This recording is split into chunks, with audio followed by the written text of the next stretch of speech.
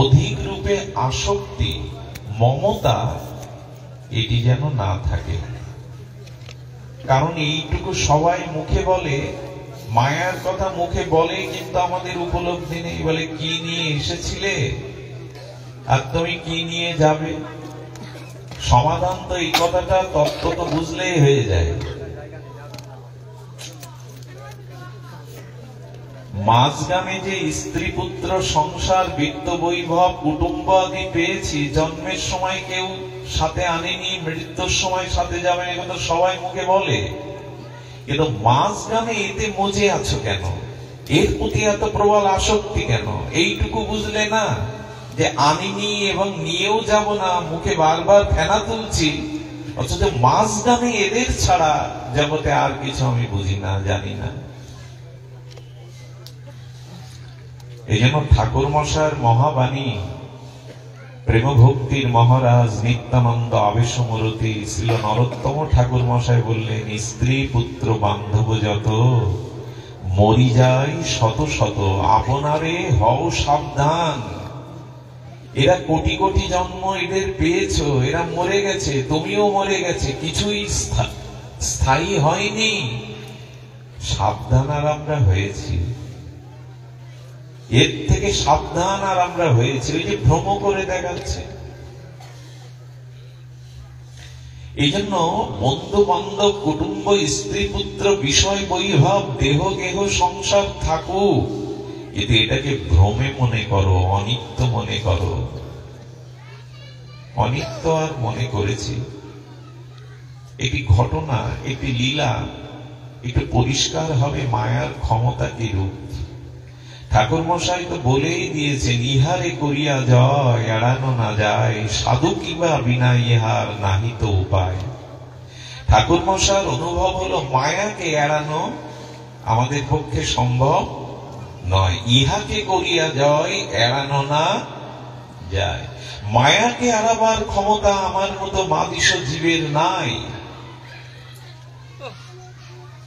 দুর্তজ্জা, দুর্লঙ্ঘনীয় এই মায়াকে এড়ানো আমাদের মতো জীবের পক্ষে অসম্ভবই। দেবশ্রীপাদ নারদ তার প্রিয় অন্তর্যামী, তার প্রিয় পরম মাধবকে বলছেন, প্রভু মায়ার স্বরূপকে একটু দেখাও। দেবশ্রীপাদের নারদের এই প্রশ্নের উত্তরে তার মায়া দেখবার অভিলাষকে গোবিন্দ পূর্ণ করবার জন্য জঙ্গলের পথ ধরে হাঁটছেন। গোবিন্দ বললেন, দেবশ্রী প্রিয় নারদ, আমার পিপাসা লেগেছে, একটু পানীয় জলের ব্যবস্থা হবে? প্রভু আমি অচিরেই আপনার তৃষ্ণা নিবারণের জন্য পানীয় জলের ব্যবস্থা করছি, চেষ্টা করছি। ভগবান দেবশ্রীপাদকে মায়া দেখাতে পরিভ্রমণের ছল করে এনেছেন। সামনে একটা নগর সৃষ্টি করেছেন, একটা গৃহ সৃষ্টি করেছেন। সুরম্য গৃহের দুয়ারে গিয়ে নারদ যখন শীতল জলের প্রার্থনা জানালেন, সম্মুখে এলো ভগবানের ইচ্ছা শক্তি, বহিরাঙ্গা শক্তির এক অত্যন্ত যুবতী সুন্দরী মায়ারূপ রমণী। কি চায় ঋষি? ভগবানের বহিরঙ্গা দুর্তজ্জা দুর্লঙ্ঘনীয় মায়ার এই মূর্তিকে দেখে, যুবতীকে দেখে নারদ তার সাথে বাক্যালাপ শুরু করে দিয়েছেন। সবাই কুশল তো? এই রমণীর সাথে, মায়ামূর্তির সাথে বাক্যালাপে নারদের ভিতরে মোহ এসে গেল। ভগবানের পিপাসিত জলের কথা ভুলে গিয়ে তার পিতার কাছে গিয়ে বিবাহের প্রস্তাব দিয়ে দিল। এবং পিতা এই দেবশ্রীপাদকে দেখে তার সৌন্দর্য মাধুর্যে মোহিত হয়ে কন্যা সম্প্রদান করল। দীর্ঘ 12 বছরের সংসার, নারদজি 2-3টে সন্তানাদিও হয়ে গেল। 12 বছর পর হঠাৎ ভগবানের ইচ্ছায় সাইক্লোন, ঝড়, তুফান এলো। সেই তুফানে ঘর ভেঙে গেল, সেই ঝঞ্ঝাবাদে ঘর উড়ে গেল। বন্যার সেই যে প্লাবিত জলধারা, নদীর যে বান, সেই বানের দ্বারা যখন গলা সমান জলে আর দুই কাঁধে দুই পুত্র, কোলে পুত্র, স্ত্রীকে পেছনে নিয়ে সেই প্রতিকূল ঝড় বা বানের মধ্যে দিয়ে বাঁচবার চেষ্টা করছে নারদ। একটি প্লাবিত স্রোত দ্বারায় তার দুই সন্তান কাঁধ থেকে পড়ে গেল।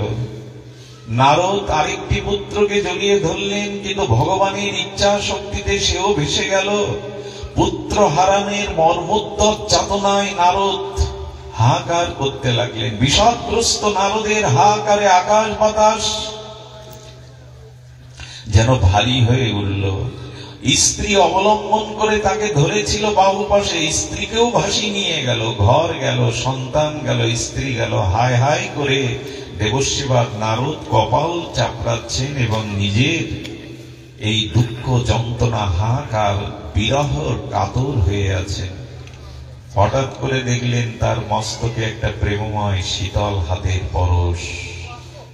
সেই পরশ পেয়েই তাকিয়ে দেখেন তার গোবিন্দই সম্মুখে দাঁড়িয়ে। নারদ জল আনতে গেলে কোথায় হারিয়ে গেলে? মায়া কি রূপ! নারদ পিপাসার জল আনবার জন্য কোথায় গেলে? বলে, তুমি তো কিছুক্ষণ আগে গেলে, এখনো আধা ঘন্টাও হয়নি। গোবিন্দের কাছে আধা ঘন্টা হলেও নারদের 12 বছর। পুত্র, সংসার, কন্যা জন্ম নিয়েছে, ঘর বেঁধেছে, ভেঙে গেছে, মরে গেছে, ভেসে গেছে, এর মধ্যে নাকি 12 বছর। ভগবানের চরণে পড়ে বললেন, প্রভু এবার বুঝেছি তোমার মায়ার দুর্লঙ্ঘনীয় শক্তি। আমি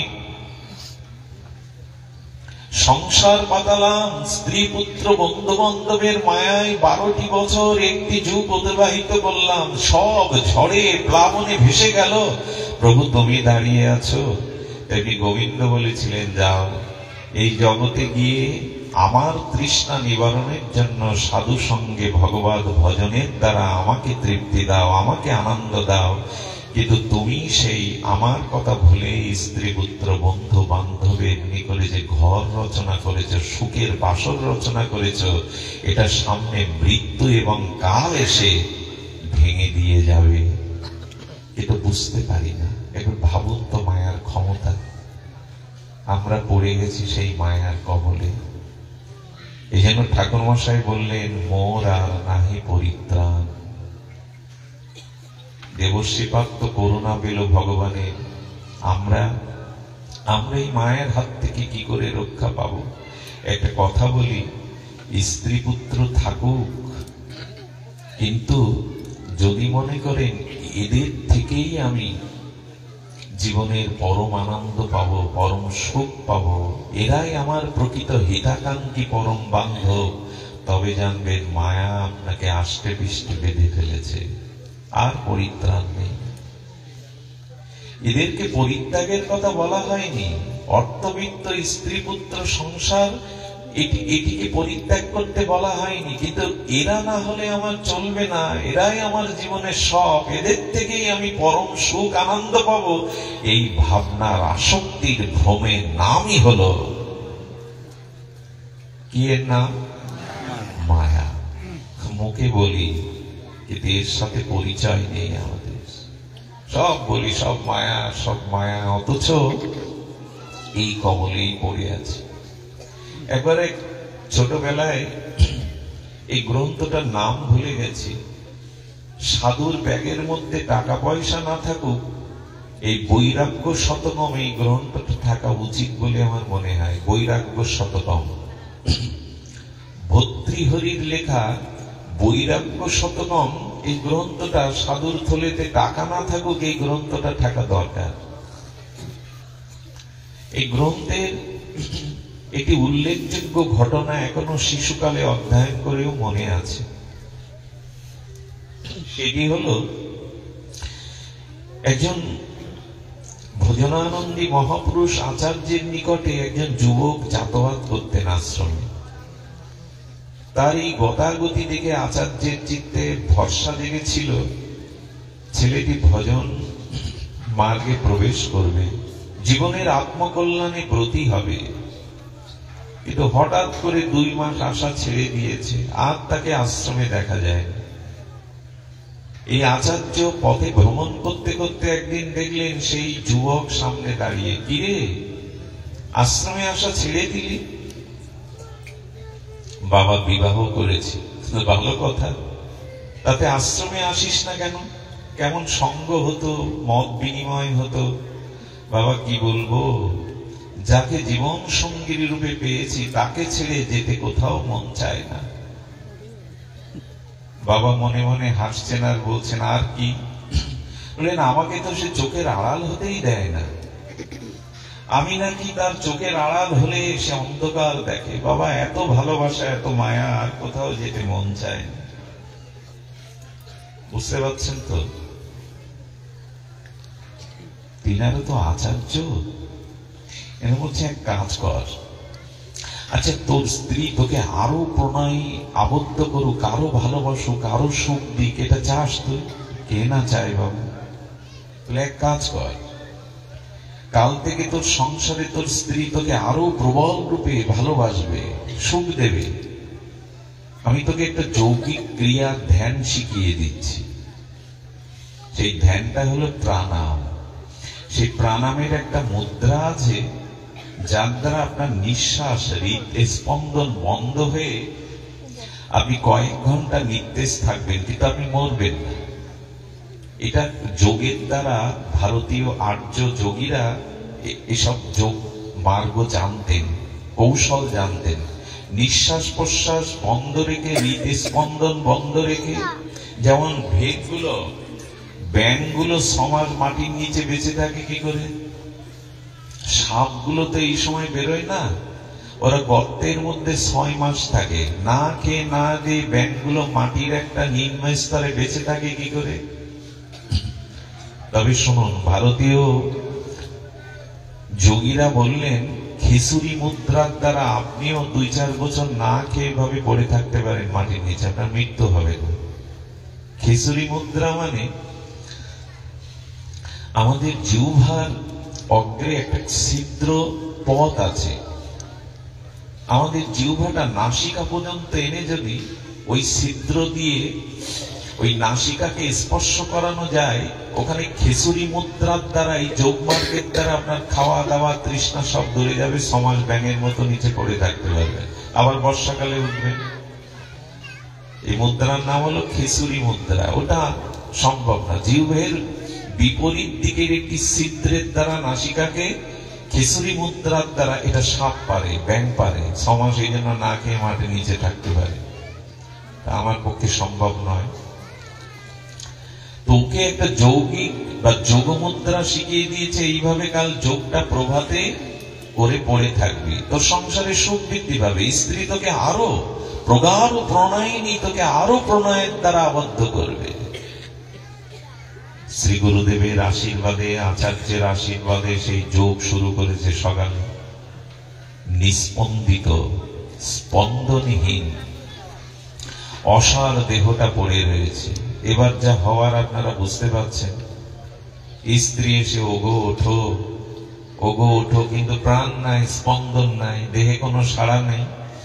এইভাবে ডাকতে ডাকতে 2-10 মিনিট সাড়া না পেয়ে তখন শুরু করেছে, কে কোথায় আছো? আমার সব শেষ, আমার সব শেষ, কে কোথায় আছো? এই মৃত্যুময় সেই মায়া কান্নার দ্বারা সবাই যখন উপস্থিত, গুরুদেব বলে দিয়েছিল ওই দামি খাটের মধ্যে ডিজাইন করা থাকে না, ওই খাটের মধ্যে আবার পাটা দিয়ে দিবি, সহজে যাতে বের না হয়। নতুন খাট ওইভাবে পড়েছে, সেই সুন্দর শিল্প কারুকার্যময় খাটের ছিদ্রের মধ্যে পা দিয়ে মরে রয়েছে। সবাই চলছে তো মারা গেছে, তো মারা গেছে।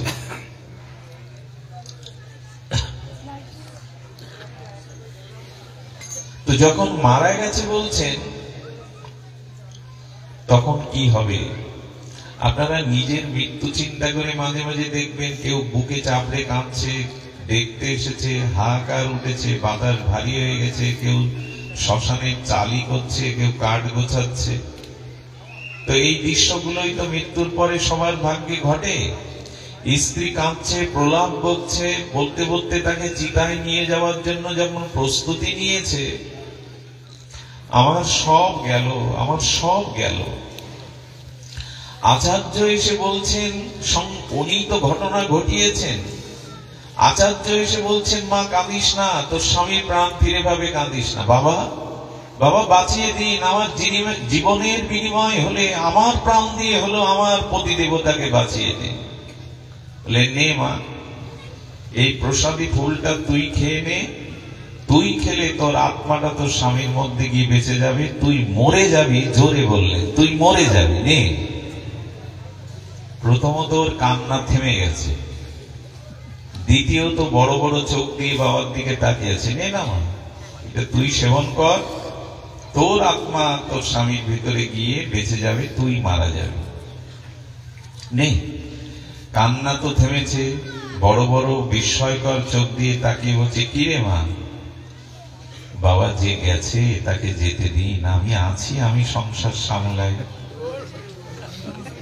ও কিন্তু শুনছে, ওর কিন্তু বাইরের কথাগুলো ভেতরে যাচ্ছে। কালকে বলেছিল আমার চোখের আড়াল হতে দেয় না, এমন ভালোবাসা যে আমারও কোথায় যেতে মন চায় না। একটু অর্ধেক বোঝা যায় কি মায়ের স্বরূপ? না, বুঝলে এরকম জড়িয়ে থাকতাম না। পরিত্রাণের পথ খুঁজতাম। বসুন, আপনারা বসুন। 1 ঘন্টা পাঠ হয়ে গেলে চলে এসছেন, এখন আর কি করবেন? বসুন। জয় রাধে। তো বলছে, বাবা যে গেছে তাকে যেতে দিন। একটু আগে যে বলছি, আমার প্রাণের বিনিময় আমার পতির প্রাণ ফিরিয়ে দিন, আমি বাঁচতে চাই না, কি নিয়ে বাঁচবো? বলো, বাবা ওই কান্না তো সবাই কাঁদে, দেখবেন ওই সবাই বলে। জগৎ সংসার যে কত বড় অভিনয়ের যাত্রা মঞ্চ, এটা যদি বুঝতাম, এভাবে পড়ে থাকতে পারতাম না ভগবানকে বলে। এটা রঙিন রঙ্গমঞ্চ, এটা রঙিন রঙ্গমঞ্চ। বুঝতে পারি না, বুঝতে পারি না, ইহারে করিয়া জয় এড়ানো না যায়। বলি, ঠিক আছে মা, তাহলে সৎকারের ব্যবস্থা করি। পাটা যখন টানছে, চালিতে নেবে বলে, পা তো সেই সুন্দর করে খাট তৈরি করা ডিজাইনের মধ্যে বাঁধানো। বলে, না, আর কি করার, খাটটাই ভাঙো। যেই খাটটা ভাঙার জন্য প্রস্তুতি নিয়েছে, স্ত্রী বলছে, বাবা কয়েকদিন আগে তৈরি করা, এত দামি খাট, আর যে খাট নূতন করে করবে সে তো চলে গেল, আর তো খাট কেউ করে দিতে পারবে না, একটু পরে তো পোড়াতে হবে, খাট না ভেঙে পাটাই ভেঙে চুরে কেটে নিয়ে এলে হয় না? আমরা তো হাসছি, ভালোই লাগছে শুনতে, কিন্তু না, এটা আমাদেরই এই বহিরঙ্গা মায়ার প্রহেলিকা। তখন গুরুজি, আচার্যজি ওর চেতনা ফিরিয়ে দিয়ে বললেন একটা কথায়, আপনাদের কথাটা হৃদয়ে পৌঁছাক। কিরে, সংসারে আরো সুখ চাস? স্ত্রী পুত্র বান্ধব যত, মরি যায় শত শত, আপনারে হও সাবধান। আমরা সাবধান হইনি। আমরা আচার্যের বাণী, শ্রী গুরুদেবের বাণী শ্রবণ করিনি। এখানে অল্প দিনের জন্য এসে এদের এই বহিরঙ্গা মায়াতে নিজেকে আবিষ্ট করে রেখেছি। ইহারে করিয়া জয় এড়ানো না যায়। এজন্য আমি পরিত্রাণের পথে 2টি অন্তরায় বলেছিলাম। একটি হলো, কি বলেছিলাম? মায়া, অপরটি মমতা। মনে আছে আপনাদের? একটি হলো মায়া, আর একটি হলো মমতা। এবার এই মমতা প্রসঙ্গে আমরা এর থেকে পরিত্রাণের উপায় আমরা জানব। একটু ধ্যান দিয়ে শুনুন। মমতাটা একটু ধ্যান দিয়ে শুনতে হবে। একটু হৃদকর্ণ, মানে হৃদয় এবং কর্ণকে সংযুক্ত করে শুনতে হবে। মমতা, এজন্য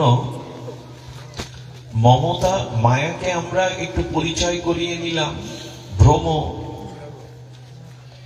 চলচ্চিত্রের পর্দায় সাগর দেখলেও পর্দা ভেজে না, টিভির পর্দায় দাও দাও করে অগ্নি জ্বলা দেখলেও টিভি পড়ে না, এটা ভ্রম। মরুভূমিতে তৃষ্ণার্ত ব্যক্তি জলের জন্য ওই তরঙ্গায়িত সরোবর মনে করে, নদী মনে করে ছুটে গিয়ে দেখে আরো বালু, আরো তাপ, আরো তৃষ্ণা। তেমনি সংসারে আজ পর্যন্ত, আচ্ছা মায়ার কথাটা বলতে বলতে শেষ হয় না, কারণ মায়ায় পড়ে আছি তো, মায়াময় সংসারে, মায়াময় জগতে, মায়ার ত্রিগুণের মধ্যে পড়ে আছি তো। আচ্ছা, আমার পিতা যে চাকরি, ব্যবসা, টাকা, স্ত্রী, পুত্র, ঘর বেঁধে সংসার করে জন্মালো, মরল, আমার প্রীতি পুরুষও তাই করে গেছে। 1000 বছর আগে আমার প্রীতি পুরুষও তাই করেছে, আয় করেছে, জীবিকা অর্জন করেছে, ঘর বেঁধেছে, স্ত্রী পুত্র ছিল, আমিও তাই করে যাচ্ছি। এইভাবে 1000 বছর যুগ যুগান্তর চলবে, এর কোনো নিষ্কৃতি নাই। এই জন্য তো পরিত্রাণের উপায় খুঁজতে হয়, যে এই পিতা করে গেছে, প্রপিতা করে গেছে, পূর্বপুরুষ করে গেছে, লক্ষ কোটি জন্ম ধরে এই করছি, কিন্তু এর পরিত্রাণ কোথায়? এর পরিত্রাণ কোথায়? আরেকটি হলো মমতা। খুব লক্ষ্য করে শব্দের দিকে ধ্যান দিতে হবে। মমতার পরিচয় আমরা এবার কিঞ্চিত নেব। দেখুন, একটি কথা বলি, শ্রী ভগবান ভজন বা ভগবান ব্যতীত সংসারে কারো প্রতি যদি অতিরিক্ত মমতা, আপনি অতিরিক্ত আসক্তি, অতিরিক্ত মমতা দিয়ে বসেন, তবে শাস্ত্রে বলেছে আপনার পরিত্রাণ নাই, আপনার আত্মকল্যাণ নাই। দেখুন, মানুষের সর্বশ্রেষ্ঠ সেটি হলো মতি বা বুদ্ধি। এই জন্য সরসজ্জায় পিতামহ ভীষ্ম শ্রী গোবিন্দকে বলেছিলেন, প্রভু আমার একটি সুকন্যা আছে, আমি সেই কন্যাকে আপনার কাছে সম্প্রদান করতে চাই।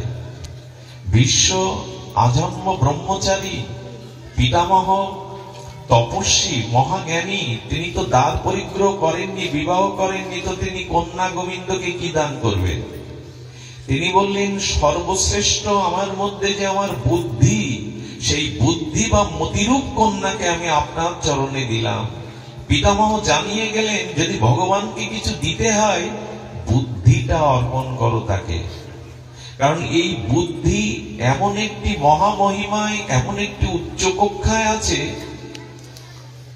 সেটি যদি শুনেন তবে গীতায় বলছেন, তেষাং সতত যুক্তানাং ভজতাম প্রীতিপূর্বকম দদামি বুদ্ধি যোগম। বুদ্ধি কোন অনন্য মহিমায়, উচ্চতায়। দেখুন, গোবিন্দ বললেন, আমার সাথে যুক্ত হয়ে প্রেমের সহিত যদি কেউ আমার ভজন করে, তবেই আমি তাকে বুদ্ধি দান করি। বুদ্ধি কোন স্তরের জিনিস?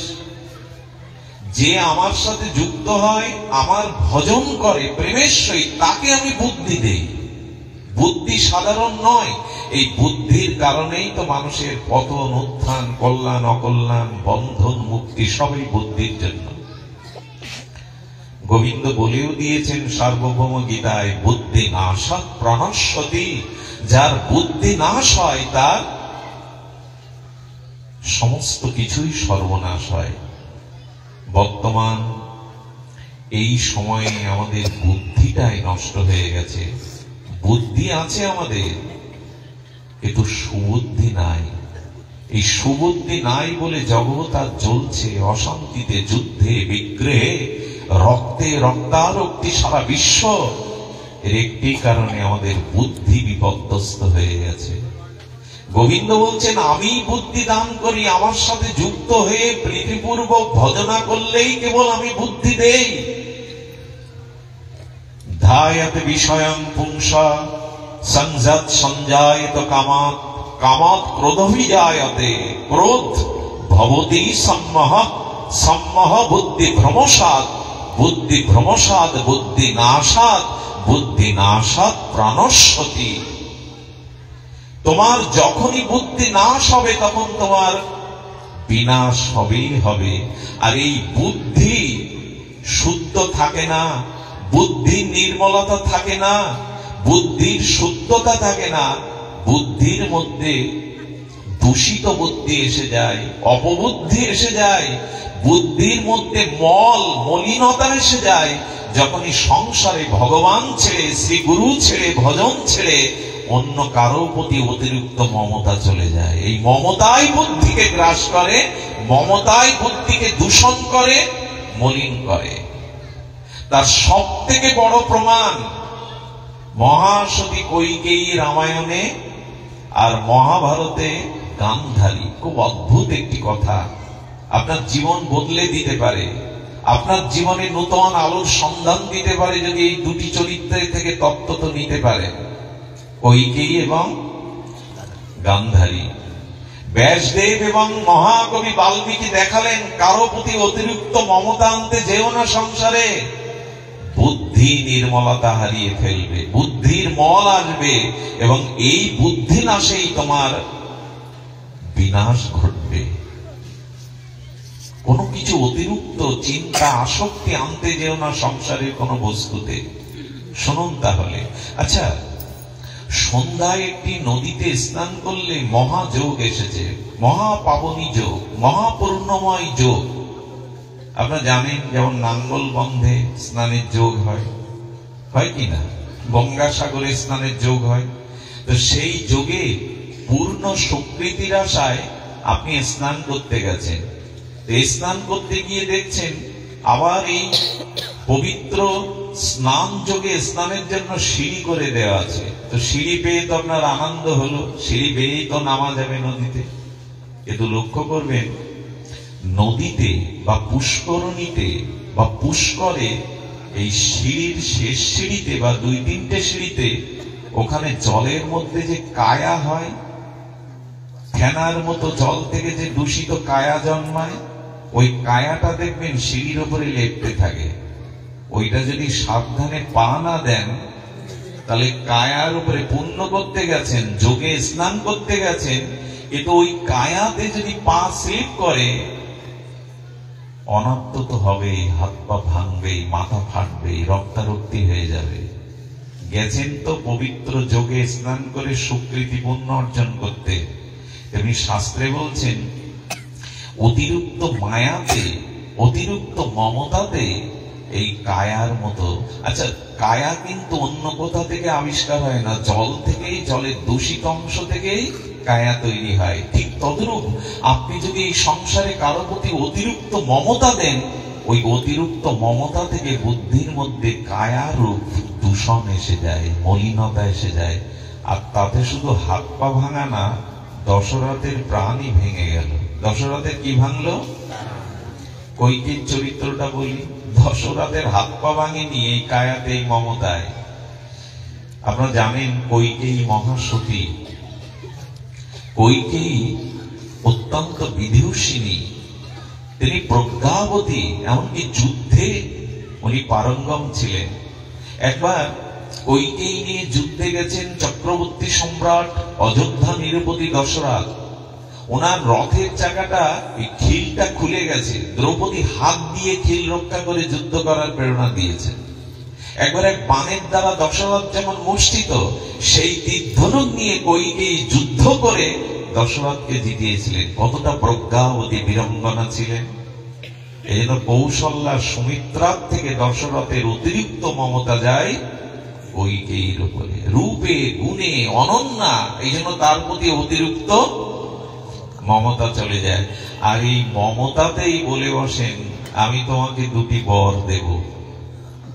অতিরিক্ত মমতা আসলে তার জন্য মানুষ সবকিছু দিতে রাজি হয়। মমতাই তার প্রতি এমন আবেশ এনে দেয়। আপনারা জানেন কৈকেয়ী সতী, স্বামী পরায়ণা, বিদুষিনী, প্রজ্ঞাবতী। এমনকি বলা যায় কৌশল্যার কোলে যতটা রাম না উঠেছে, কৈকেয়ীর কোলে ততোধিক বেশি উঠেছে। রামকে যখন কোথাও পাওয়া যেত না, কৈকেয়ীর ঘরে গেলে কৈকেয়ীর কোলে পাওয়া যেত। এই জন্য রাজ্য অভিষেকের দিন ঠিক করলেন দশরথ। তিনি গুরু বশিষ্ঠের কাছে শুভ নির্ঘণ্ট ঠিক করে রাজ্য অভিষেকের দিন ঠিক করলেন। আচ্ছা সেই দিন দশরথের ওই মমতার সিঁড়িতে পড়ে হাত পা ভাঙিনি, প্রাণ ভেঙে গেল। অতিরিক্ত মমতা কি করে বাল্মীকি আমাদের চোখে আঙুল দিয়ে দেখাচ্ছে। এই দেখো কৈকেয়ীর প্রতি অতিরিক্ত মমতায় কি হয়ে গেল? আচ্ছা, কৈকেয়ীর বুদ্ধি তো শুদ্ধ ছিল, রাম রাজা হবে, মালা গাচ্ছে, গুনগুন করে গান গাচ্ছে, আমার রাজা, আমার রাম রাজা হবে, অযোধ্যার সিংহাসনে বসবে। কিন্তু আমাদের বুদ্ধিকে নষ্ট করার জন্য অসৎসঙ্গই যথেষ্ট। ওখানে মন্থরার প্রবেশ ঘটল। কার? মন্থরা বলল, কৈকেয়ী, এত বুদ্ধি তোমার, এত দূরদৃষ্টি সম্পন্না তুমি, কিন্তু তোমার বুদ্ধি এত কাঁচা। আরে পেটে না ধরলে কি সে সন্তান হয়? দেহ থেকে না বেরোলে, গর্ভ থেকে না আসলে সে কি সন্তান হয়? অন্যের পেটের সন্তান যতই সন্তান মনে করো, সে তোমার সন্তান, ঢুকিয়ে দিল বুদ্ধি। বুদ্ধির 12টা বাজিয়ে দিল। পেট থেকে যে আসে সেই তো সন্তান। আর ভরত তোমার গর্ভে ধরেছে, রামকে তো তুমি গর্ভে ধরনি। গর্ভে ধারণ না করলে তো সে পুত্র হয় কি করে? বুকের দুধ খেয়েছে তোমার। সেই ভরতকে রাজা না করে আজ রামকে রাজা করছো দাসী হওয়ার জন্য। বুদ্ধিতে কি এসে গেল? জলে কি এসে গেল? কায়া এসে গেল। রোতেই দশরথ কি বলেছিল জানেন? কৈকেয়ী,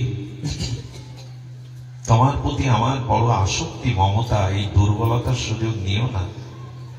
তোমাকে যে বর দিতে চেয়েছি, আচ্ছা তোমার মনে পড়বে না, তোমার এরূপ অনুভূতিতে আসছে না যে রাম আমার প্রাণ, রাম চলে গেলে আমি বাঁচব না? কি বললো জানেন? এত বড় বুদ্ধিমতী সতী নারী হয়ে বলল, ভাগ্যে যদি বৈধব্য বেশ থাকে তো হবে, আর আপনি যদি সত্য না রাখতে চান বলে দিন, আমি জগৎকে ঘোষণা করে দিই আপনার মধ্যে সত্য নেই। বলতে পারে কোন রমণী? মমতা মানুষকে কি করে সংসারে দেখিয়ে দিচ্ছে। এগুলো কল্প কাহিনী নয়, গল্প নয়, এগুলো জীবনের দর্শন। সংসারে অতিরিক্ত কারো প্রতি মমতা আসলেই আপনার বুদ্ধি বিপর্যস্ত হবে, এবং বুদ্ধি না আসলে আপনার পতন হবে। কৈকেয়ী বলছেন, যদি বৈধব্য বেশ ভাগ্যে লেখা থাকে তো হবে, তাতে আমার কি করার আছে? দশরথের হাত পা ভাঙেনি, এই অতিরিক্ত মমতায় প্রাণই ভেঙে গেল। ওগো, যাচ্ছ স্নান করতে, কিন্তু কায়াতে পা দিতে গেলে সাবধানে দাও। ওই কায়াতে পা পিছলে পুণ্য আর হওয়ার কথা স্বীকৃতি, হাত পা ভাঁটা ভাঙবে। এই হলো মমতার দৃষ্টান্ত। আর কবে এই জিনিসগুলো হৃদয়ে ধারণ করবো বলতে পারেন? প্রভু, তোমার প্রতি মমতা আসক্তি না দিয়ে যাদের প্রতি দিয়েছি তাদের দশা তো এই।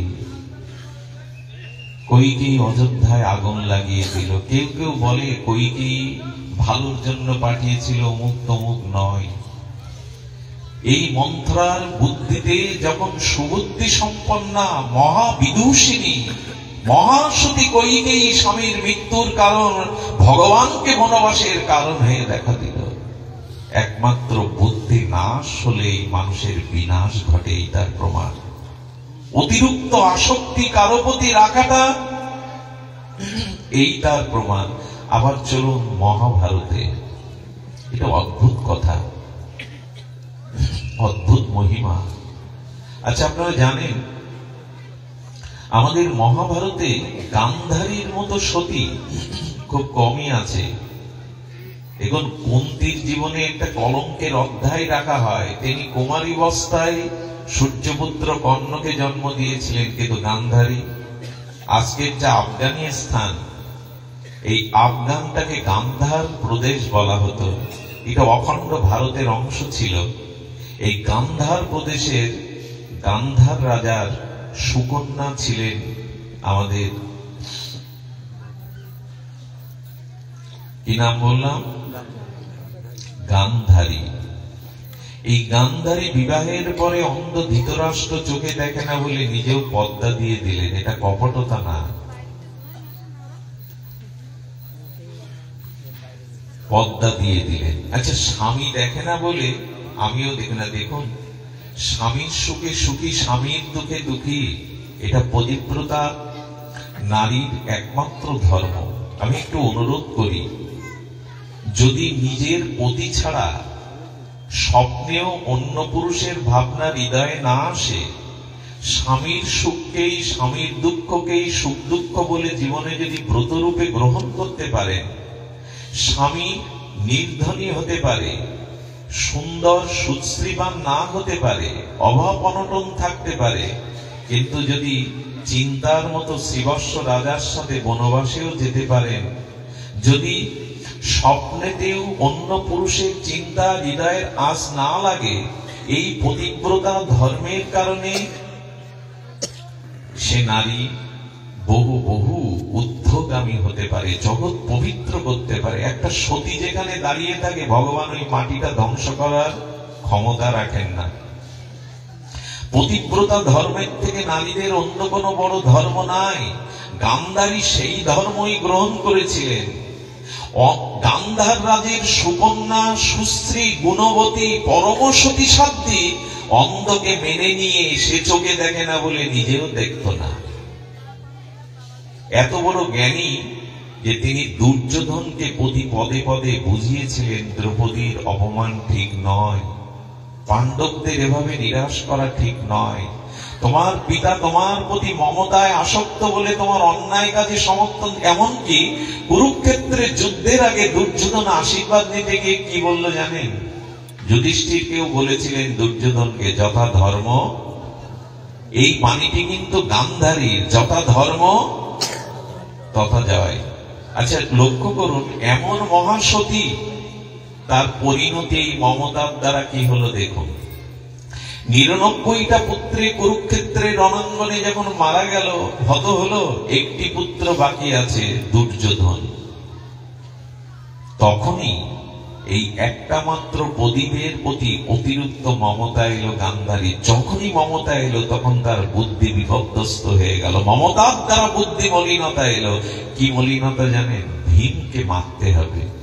ওই তো আমার পুত্রগুলিকে একে একে মেরেছে। ভীমকে মারতে গেলে, ভীমকে পরাস্ত করতে গেলে, ভীমের জীবন নিতে গেলে আমার দুর্যোধনকে অমরত্ব দিতে হবে। এতদিন পরে এই কথা মমতার দ্বারা মনে করলো, দুর্যোধনকে যদি অমরত্ব দিতে পারি, দুর্যোধনের দ্বারা ভীম বিনাশ হবে। লক্ষ্য করুন, তখনই বললেন দুর্যোধনকে খবর দাও, অমুক গৃহে রাতে সে আমার সামনে আসুক। আমি মহাসতী, তেজস্বিনী, আমার পর্দা খুলে আমি যদি দৃষ্টি সর্ব অঙ্গে দিয়ে দিই দুর্যোধনের, কোনো অঙ্গই ওর আর বদ্ধ হবে না, অমরত্ব পাবে ওর অঙ্গ। এই মমতা কেন এলো জানেন? মমতা এলো, দুর্বুদ্ধি ঢুকে গেল। ভীমকে, পাণ্ডবদের বিনাশ করে আমার দুর্যোধনকেই জয়ী করতে হবে। এই যে অতিরিক্ত দুর্যোধনের প্রতি মমতা, নারদ, আমাদের বিদুর বলেছিল, যদি এতই মমতা দিয়ে কুরুক্ষেত্রের রণাঙ্গনে কৌরবদের ধ্বংস করবে, তোমার লবণ গালে দিয়ে মেরে ফেলা উচিত ছিল। গান্ধারী আজকের দিনে অতিরিক্ত সন্তানদের যেসব পিতা মমতায় লালন করছেন, শাসন নেই, তাদের বিধিবিধান সদাচার নেই, যারা অতিরিক্ত মমতা দিচ্ছেন, লিখে রাখুন আপনার সর্বনাশের অধ্যায় সেই সন্তানই রচনা করবে। অতিরিক্ত মমতা কারো প্রতি দিলেই তার সর্বনাশ। দৃষ্টান্ত দেখুন, এই বুদ্ধি এলো, ভীমকে বিনাশ করে দুর্যোধনকে অমরত্ব দিতে হবে। সংবাদটা শুনে আগুনের লেলিহান শিকার মতো উলঙ্গ হয়ে দৌড়াতে লাগলো দুর্যোধন। আচ্ছা বলুন তো, এতদিন মার কথা শুনেনি, আজকে দৌড়াচ্ছে কেন? এতদিন শুনিনি, আজকে দৌড়াচ্ছে কেন জানেন? নিজের স্বার্থ যেখানে থাকে না মানুষ, সেখানেই বেশিরভাগে দৌড়ায়। দুর্যোধন আজ নিজের স্বার্থ দেখছে, আমি যদি অমরত্ব পাই তাহলে আমি বিনাশ করতে পারবো, আমি জয়ী হব। আজকে স্বার্থের জন্য বিবস্ত্র হয়ে দুর্যোধন ছুটছে। কিন্তু এই কথা অন্তর্যামী গোবিন্দের অনুভবে এসে গেল। দেখুন, ভগবানের স্মরণ নিলে কি হয়। গোবিন্দ সামনে এসে যেই দেখা দিয়েছেন, অন্ধকারে নিজের লজ্জা ঢাকবার জন্য দুর্যোধন জড়সড় হয়ে বসে গেছে। কৃষ্ণ ভগবান বললেন, দুর্যোধন, অন্যের বস্ত্র কেড়ে নেওয়ার অভ্যাস তোমার চিরদিনের। আজ তোমার বস্ত্র কে কেড়ে নিল? তুমি তো দ্রৌপদীর বস্ত্র কেড়ে নিতে চেয়েছো, অন্যের বস্ত্র কেড়ে নিয়ে তুমি পারঙ্গম, আজ তোমার বস্ত্র কে কেড়ে নিল? লজ্জিত দুর্যোধন বলছেন, মায়ের কাছে যাচ্ছি। বলে, জানি তো, আর এই জন্য তো সতর্ক। দেখুন, বুদ্ধি দ্বারা কিভাবে ভগবান বলছেন এই বুদ্ধি সুবুদ্ধি প্রয়োজন, সুমেধা প্রয়োজন।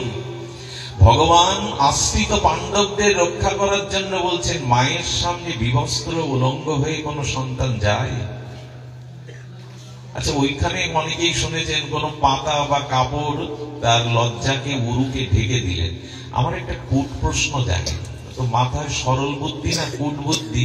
আচ্ছা গান্ধারী, তোমার সতীত্বের তেজ বিকিরণ যদি ওর সমস্ত অঙ্গকে অমর করে দিতে পারে, তাহলে তোমার দৃষ্টির এই ক্ষমতা নিয়ে কাপড় ভেদ করে তোমার শক্তিটা উরুতে যেতে পারত না? তাহলে কি শক্তি যে তোমার দৃষ্টি ভেদ করে একটা কাপড় ভেদ করতে পারছে না? কাপড় ভেদ করে তো উরুটাকে অমর করে দিতে পারতে, কি তোমার দৃষ্টি? এর উত্তর কি জানেন?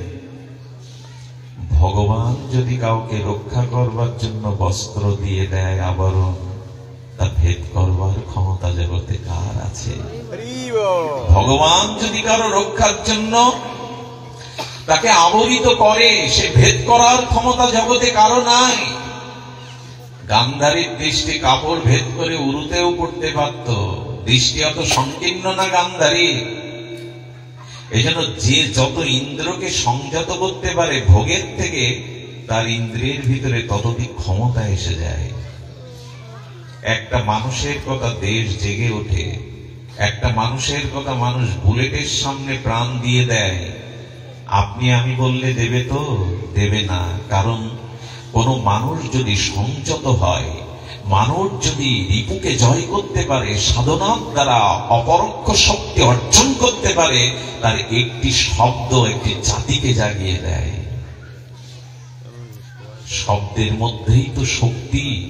তো গান্ধারীর শক্তি ভেদ করতে পারত, কিন্তু গোবিন্দ যাকে সুরক্ষা দেয় তাকে কে ভেদ করবে? তাকে কেউ ভেদ করতে পারবে না। এই জন্য গান্ধারীর এই অতিরিক্ত মমতার কারণে আজ দুর্যোধনেরও পতন হলো, গান্ধারীরও পতন হলো। অতিরিক্ত মমতা এই সব থেকে বড় দৃষ্টান্ত এই, কারো প্রতি যেন অতিরিক্ত মমতা না থাকে। এই জন্য ঠাকুর মশার সেই মহাবাণী, স্ত্রী পুত্র বান্ধব যত মরি যায় শত শত, আপনারে হও সাবধান। বারবার শব্দটা বলছি কেন জানেন? যাতে সাবধানতাটা আমাদের আসে, আমরা যেন সাবধান হই। এখানে দেখবেন বারবার বলা হচ্ছে যে আমাদের জীবনে এই যে অনিত্যতা, এই অনিত্যতা, এই মায়ার পর্দাটা কিভাবে সরবে, আমরা এবার তার উত্তর নেব। তার আগে আরো একটু বলি, লক্ষ্য করবেন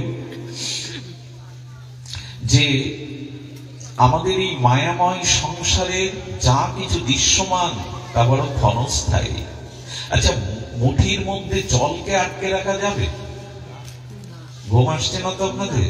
আমি তো আসলে আপনাদের আনন্দ দেওয়ার মতো আমার যোগ্যতাই নেই, অনুভূতি নেই। মুষ্টিবদ্ধ করে জল রাখা যাবে? কথাটা লিখে নিয়ে বাড়ি ফিরে যান, গিয়ে যে সংসারকেও জড়িয়ে ধরে রাখা কেউ পারেও নি। রাজা মহারাজা ক্ষমতাবান কেউ এইটুকু তো বুঝি, বুঝলাম কোথায়? সংসারকে, জলকে মুষ্টিবদ্ধ করে কি করে রাখবেন? প্রবল নদীর স্রোতে বানের দ্বারা যখন বান আসে না, সামনে কেউ দাঁড়াতে পারে না, ভেসে যায়। এই মায়াময় সংসারের কালের স্রোতে আমরা সবাই ভাসমান, এখানে কেউ দাঁড়াতে পারবে না। মায়ার সামনে, কালের সামনে আজ পর্যন্ত কেউ দাঁড়াতে পারেনি। আচ্ছা, ভোরবেলা শীতের দিনে ওই যে দূর্বা ঘাসের উপরে বিন্দু আকারে শিশুর বিন্দু জমে থাকে, এটি সারাদিন থাকে? কতটুকু ক্ষণস্থায়ী? যেই সূর্য কিরণ এলো শুকিয়ে গেল। সংসারের যা কিছু স্বপ্নময় সুখ দেখছো, রূপ যৌবন ভোগ বিলাস, এটা শিশির বিন্দু ঘাসের উপরে। কালের তাপ লাগবে, এটা শুকিয়ে যাবে। কেন বোঝো না এটা অস্থায়ী? কেন বোঝো না এটা ক্ষণস্থায়ী? কত করে মহাজনরা বলেছেন। আর এই যে মায়া, এই যে মমতা, এটি গভীর শোকের উদ্গাতা। আমাদের জীবনে এত ব্যথা, এত দুঃখ, এত শোক কেন? মায়ার কারণে। দেখবেন যাতে আমার এই অনুভূতি, তাতেই দুঃখ। আচ্ছা, কোন নদীর তীরে কেউ 3 তলা সুরম্য অট্টালিকা নির্মাণ করেছে, বহু অর্থ ব্যয়, মনের মতো করে সাজিয়েছে, কিন্তু দুর্ভাগ্য নদীর ভাঙন শুরু হলো। যদি 1 হাত 2 হাত বাকি থাকে, বাড়িটা টলমল করতে থাকে, ঘুম হবে আপনার? আচ্ছা, তখন যদি কেউ এসে ওই পুরো বাড়ির খরচ আপনাকে দিয়ে দলিল করে কিনে নেয়, কিনে নিল, যেদিন কিনে নিল তার 1 মিনিট পর থেকে ওই বাড়ির জন্য ভেঙে যাক আর গর্বে যাক, আপনার চিন্তা হবে? ঘুম হারাম হবে?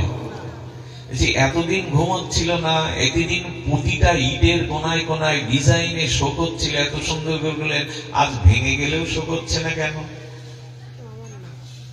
কথা বলুন। ওটা রেজিস্ট্রি করে দেওয়ার পরে ওর সত্যটা, বাড়িটা আজ আমার, এই যে আমার শব্দটা তুলে নিয়েছে, আর ভেঙে গেলেও শোক নেই। কিন্তু শোকটা কোথায় আসলো জানেন? ওই 10 লাখ টাকার মধ্যে। বাড়ি রাখলে ক্ষতি হবে না তো, কেউ দেখতে পায়নি তো, তখন বাড়ির চিন্তাটা ঢুকলো কিসের মধ্যে? টাকার মধ্যে। রাত্রে ঘুমই হলো না। আচ্ছা, ব্যাংকে রাখার পরে ওই ব্যাংকে যদি পরের দিন অগ্নিতে দাহ হয়, ব্যাংকে লুট হয়, আপনার চিন্তা হবে? কারণ আপনার কাছে ব্যাংকের পাস বই আর চেক বই রয়ে গেছে। তখন কে জানে, ঝড় এলে, বৃষ্টি এলে ওই বইটার দিকে মমতা যায়। আগে ইটগুলো বাড়ির দিকে মমতা ছিল, পরে টাকার মধ্যে। কারণ যখনই আপনি যে বস্তুটা আমার ভাবছেন, তার প্রতি আপনার চিন্তা অভিনিবেশ আসছে। যখন ওই চেক বইটা বৃষ্টি হচ্ছে, কোথায় রাখলেন, ওর প্রতি তো ধ্যান। অর্থাৎ যে বস্তুতে আমার আমার করবেন, তাই দুঃখের কারণ হবে। সংসারে দুঃখ মানুষ আকাশ থেকে পায়, মাটি থেকে পায়, পাই তো যাদেরকে আমার আমার করি তাদের থেকে। এই জন্য বলছেন এটা দুঃখের উৎপাদায়িতা। এই জন্য মুষ্টিবদ্ধ জল যেমন রাখা যায় না, কোনো পদার্থ থাকে না, খুললেই ফাঁকা। আচ্ছা, আমি হাতের মতো করে বলছি, আমার হাতে মূল্যবান জিনিস আছে, তো সাথী বন্ধু বান্ধবরা জোর করে মুঠি খোলার চেষ্টা করে, কি আছে আমায় দে, কিন্তু খুললে দেখা যায় সংসারে মনে হয় অনেক কিছু আছে। আর সংসারের স্বরূপ কেমন জানেন? মগমলের তোয়ালে দিয়ে যদি মদের পাত্র ঢাকা থাকে, বাইরে দিয়ে মনে হয় এই দামি মগমলের তোয়ালের ভেতরে মনে হয় কোনো মূল্যবান বস্তু আছে। খুলে দেখলেন দেহের চামড়াটা তুলে নিলেও, যে দেহের প্রতি এত মমতা ভোগ, চামড়া তুলে নিয়ে দেখুন। এখন আমার চামড়া তুলুন, আমার গায়ে আমি থুতু ফেলবো, রক্ত মাংস হাড় অস্থি মজ্জা মলমূত্র এখনো আছে, মলাশয়, চামড়াটা শুধু তুলে ফেলুন। এই জন্য বলছেন সব ফাঁকা এই দ্রব্য। আর দেখুন, কাঁচা দ্রব্য খেলে কি খুব উপাদেয় লাগে? রন্ধন না করে, মশলা সংযুক্ত না করে পরিপাক দ্রব্য খেতে ভালো। ভক্তি আস্বাদন হয়, মায়া মমতা কখনো আস্বাদন হয় না। সংসারের সুখ সুখ বটে, নালে মানুষ ছুটবে কেন?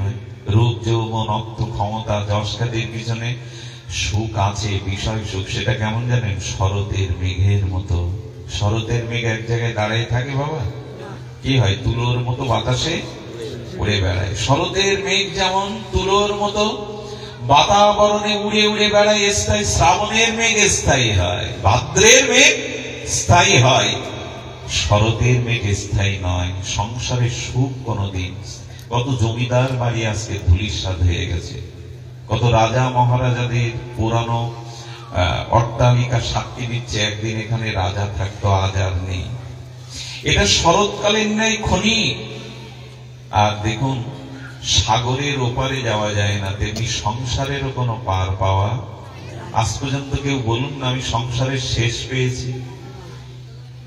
যদি তা না পায়, তাহলে এত সাঁতার কেটে লাভ কি? ওপারে তো যেতে পারবো না। সংসারের কোনো শেষ নেই, এখানে ওপারে যাওয়া যায় না।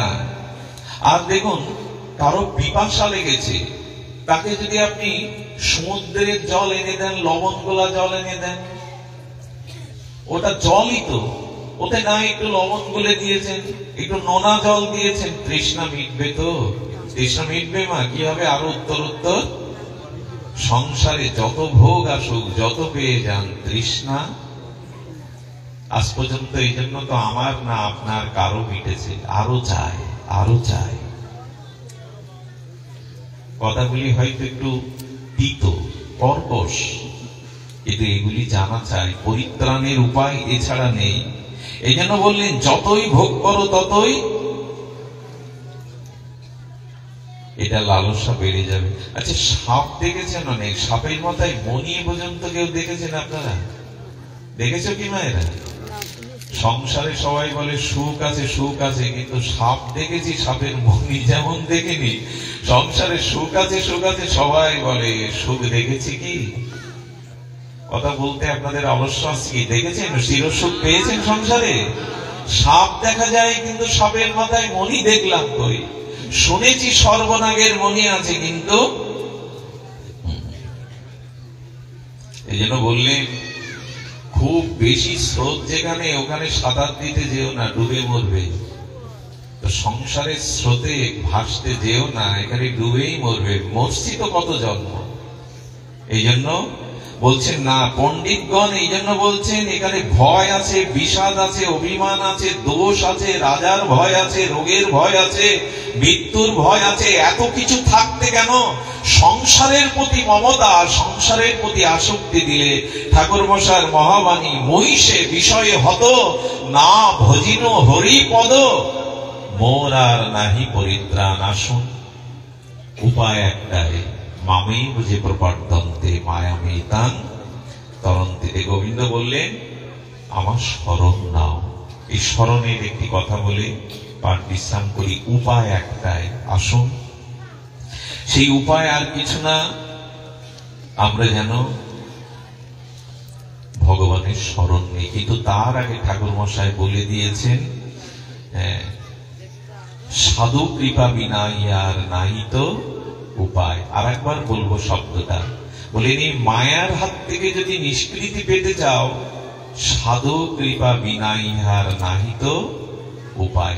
আচ্ছা, আগে একটু চলচ্চিত্রের কথা বললাম, মায়া মমতা দেখছেন, ওর মধ্যে দৃশ্য, বাড়ি গাড়ি, শহর, নদ নদী, আকাশ, ট্রেন দেখছেন।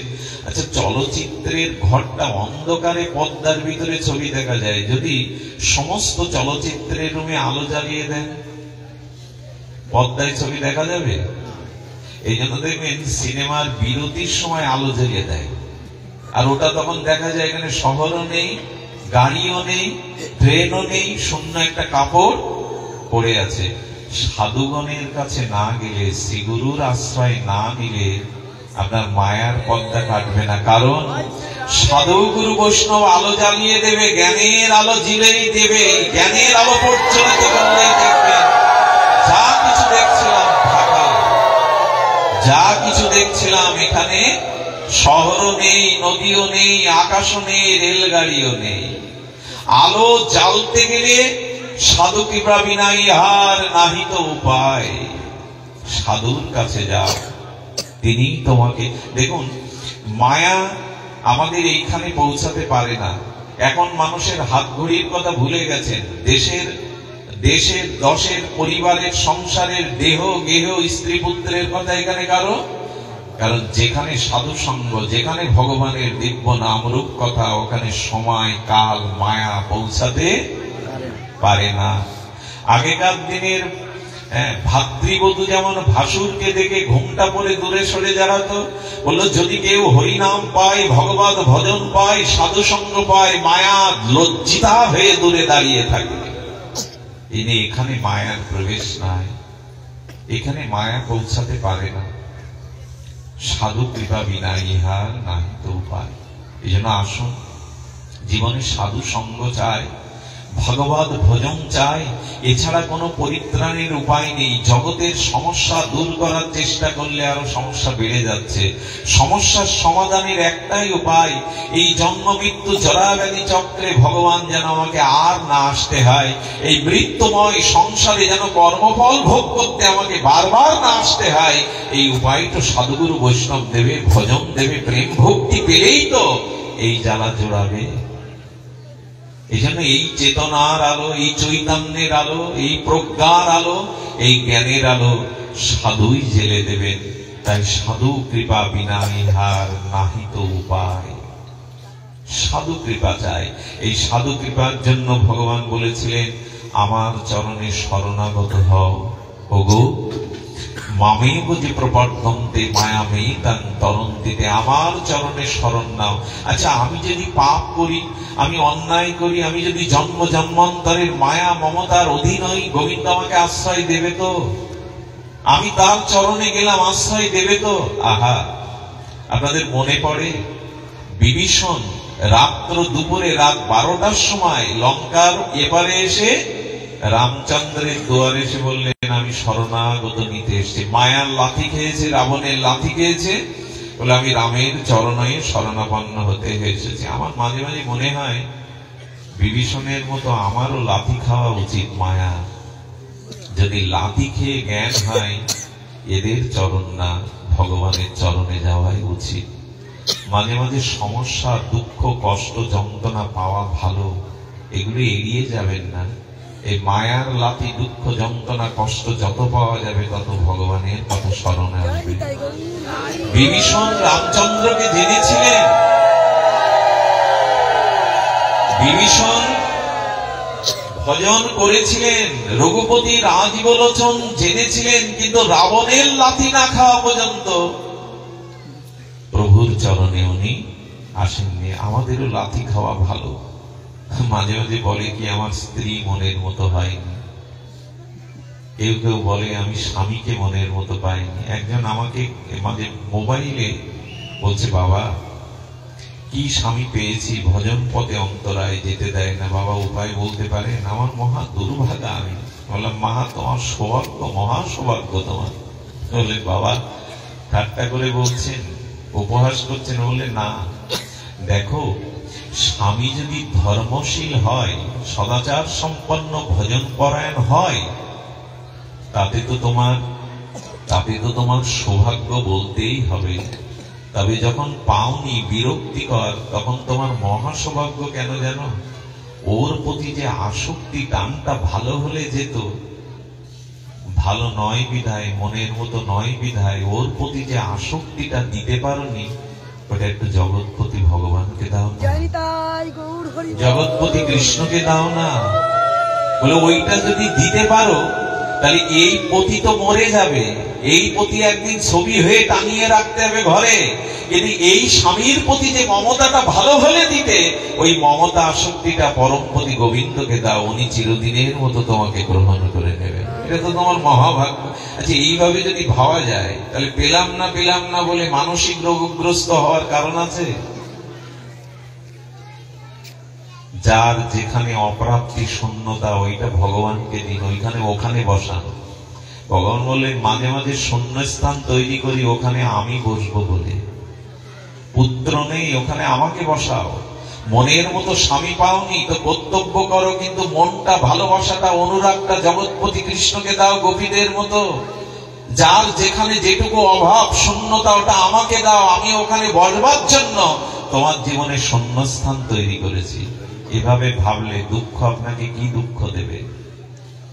এভাবে ভাবতে শিখিনি। এই জন্য বুদ্ধি প্রয়োজন, সুবুদ্ধি প্রয়োজন, যে ভগবানের সব ইচ্ছায় আমাদের জন্য মঙ্গল।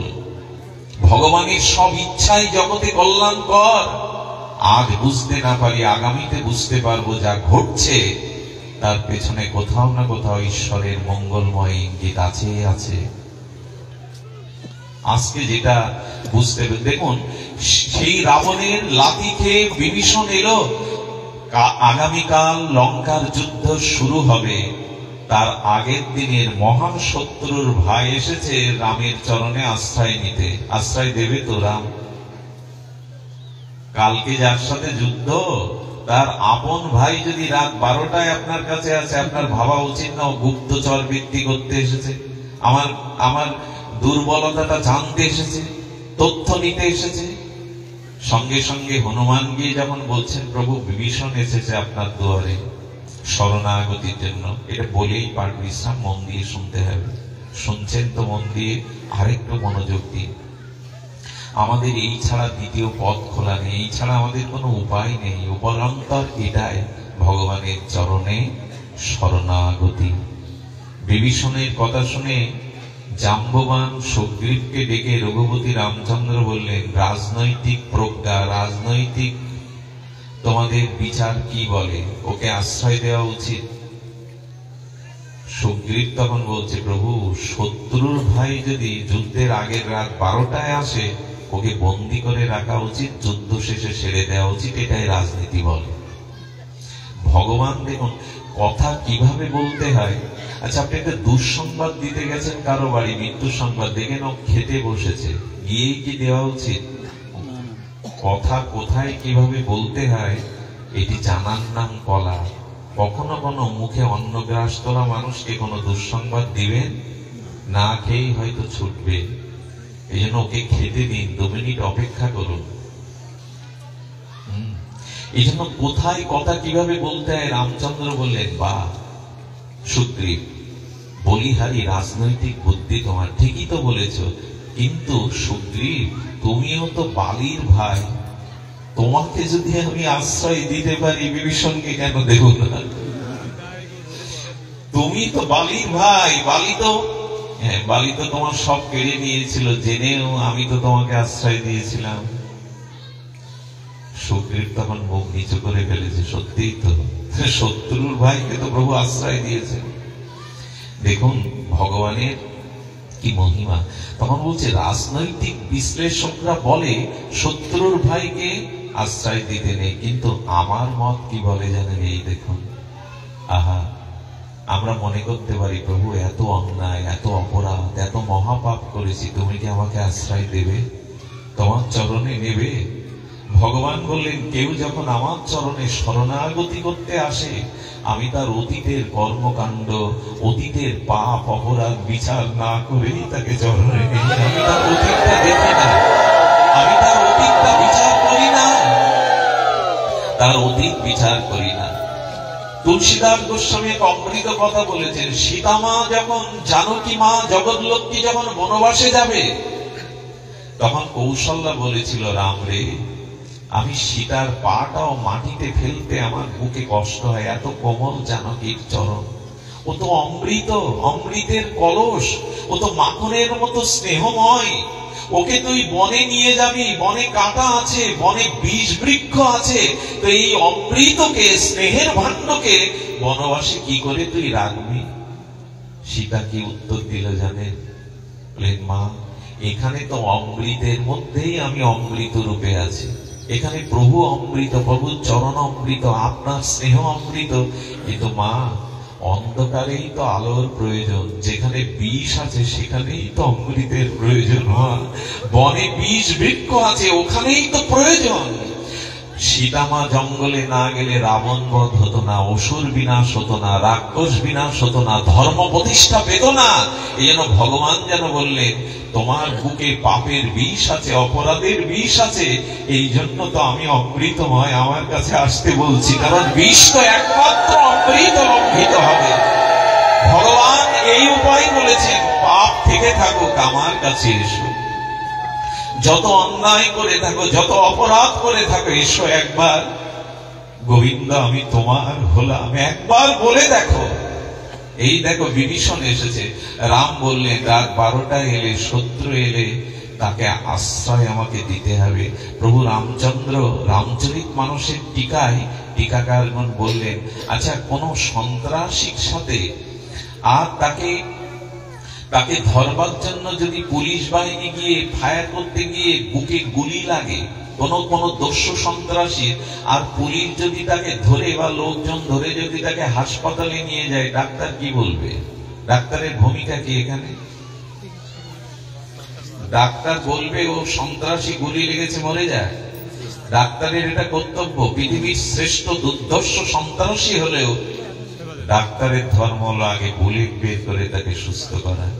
এটা যদি ডাক্তারের ধর্ম হয়, পরম করুণা ঘন, পরম দয়ালু কৃপাময় ভগবানের চরণে যদি মহা পাপ করেও যায়, তিনি শুশ্রূষার জন্য আমাকে চরণে, তিনি আমাকে চরণে অবশ্যই আশ্রয় দেবেন।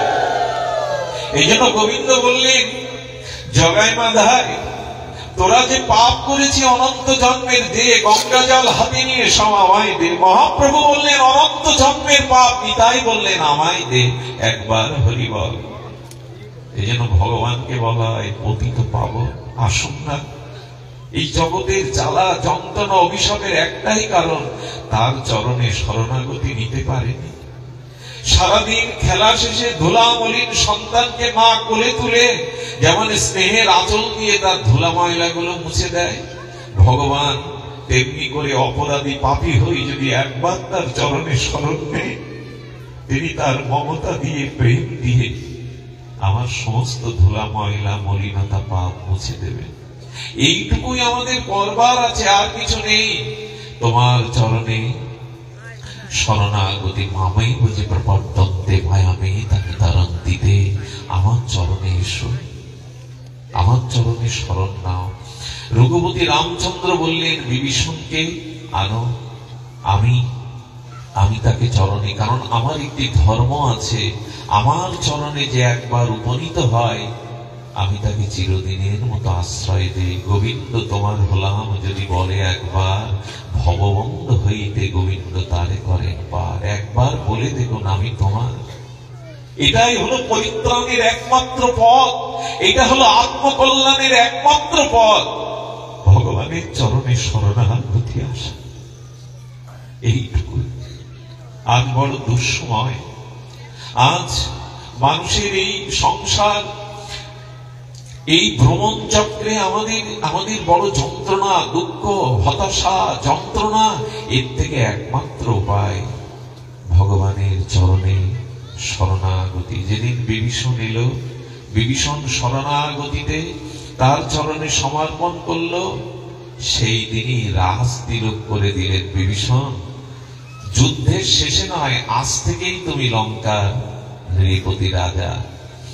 জাম্ববান বললেন, সুগ্রীব বললেন, প্রভু রাবণ যদি বধ না হয়, রাবণ যদি পরাজিত না হয়, আপনি তো রাজা করে দিলেন বিভীষণকে, কি করে রাজা হবে? আচ্ছা, কালকেই যদি রাবণ রাজ তার সুবুদ্ধি ফিরে এসে মা সীতাকে আপনার কাছে দিয়ে যায়, তাহলে রাজ্য কি বিভীষণকে দেবেন? রামচন্দ্র হেসে কি বলছেন জানেন? যদি রাবণের সুবুদ্ধি হয়, জানকীকে ফিরিয়ে দিয়ে যায়, আর যদি আমি রাবণকে পরাস্ত না করতে পারি, তবে শোনো, তোমরা শুনে রাখো, আমি যে রাজতিলক পরিয়ে দিয়েছি শরণাগত বিভীষণকে, আমি কি করবো জানো? লঙ্কার রাজা রাবণই থাকবে, আমি বিভীষণকে নিয়ে অযোধ্যার সিংহাসনে বসিয়ে দেব, অযোধ্যার সিংহাসনে বসিয়ে দেব।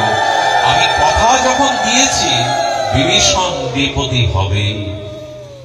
দেখুন, ভগবানের চরণে যারা যায়, রামচন্দ্র রঘুপতি রাজই বলেছেন, কাউকে দাস করতে চাননি। হনুমান তো দাস হয়েই ছিল ইচ্ছা করে। আচ্ছা, মহাজন কখনো কর্মচারীকে চায় যে সে আমার থেকে বড় হোক, আমার মাথায় উঠুক? মহাজন সদা তার তিনি সদালাপী হলে, তার ভিতরে সহৃদয়তা থাকলে চায় আমার কর্মচারীর উন্নতি হোক, কিন্তু কোনো মালিক চায় না আমাকে ছাড়িয়ে ওই মালিক হোক, আমি দাস হই।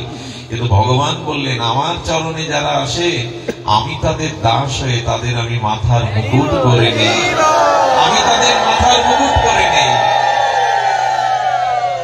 ভক্ত মেরা মুকুটমণি মেয়ে ভক্ত কা দাসু, আমি ভক্তের দাস হই। দেখুন, সর্বহারা সুগ্রীব গেল, তাকে কিষ্কিন্ধার রাজা করে দিল। বিভীষণ গেল, তাকে লঙ্কার রাজা করে দিল।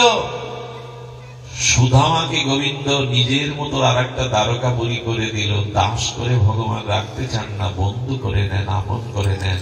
বলবার শুধু এইটুকু, আসুন না তার চরণে শরণাগতি হয়, তার চরণে শরণ নেই।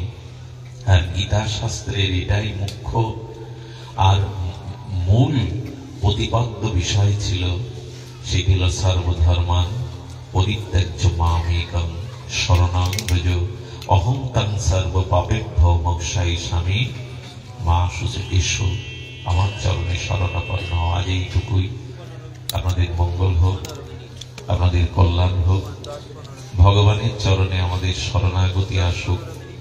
শুধু ভক্তগণ, সবার চরণে আমরা,